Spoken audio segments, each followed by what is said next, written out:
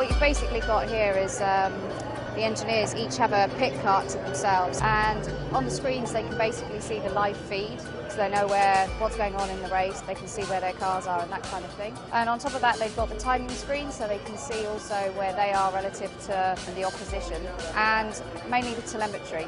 That's what we use to check how the car is functioning and operating. It's all live, so there's no delay in what's coming back to us. There's other bits and pieces that you can see around, like the stop board here, which is essential for the drivers to be able to see where they need to come into the pits. Basically, there's a fuel rig up here, which is obviously where we fuel from. It gives us a readout of how much has gone into the car. In addition, you can see the seats are hanging up there. Those are actually inserts because each driver is obviously a different size. We need to kind of go back to the garage now, so we need to get out of the way from these guys here. Basically, this is the last place you want to come back to in the race, because this usually means that you've got damage on the car and we need to sort stuff out.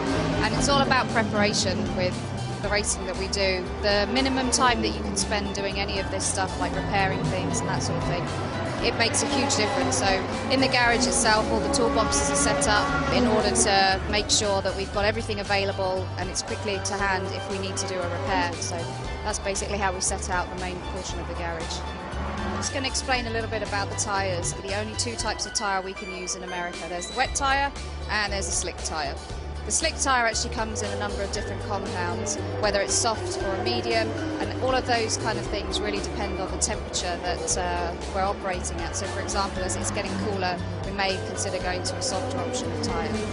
If you look down here, you can obviously see all the tyres for both the cars. They're separated out into two sets, one for each car, and they're prepared in terms of what the engineers need for each car and what they basically want to do with them through the next, say, 4 or 5 hours. It's about endurance racing, so it's trying to minimise the amount of time you spend on the one tyres. We have a lot of that information which is based on lap time, but a lot of it's also information that we gain back from the Michelin engineers who do a lot of analysis on the tyres as they go through the race week.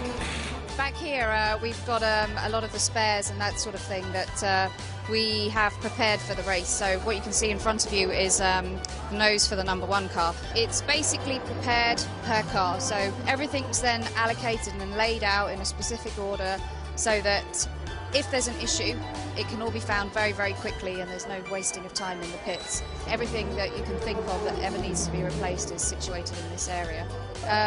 We actually have a set mileage that we can achieve on the cars, and that goes along the lines of, it's mainly based around Le Mans and making sure that we can achieve the distance at Le Mans without any failures. So a lot of our parts, when they go on the car, we actually already know if they've been used or whether they're new, and if they're used, what the mileage on those is. And that's actually vital because it's all about reliability, and Audi prides itself on the reputation that it's got with that. So all of that is encompassed in pretty much everything you see around you here.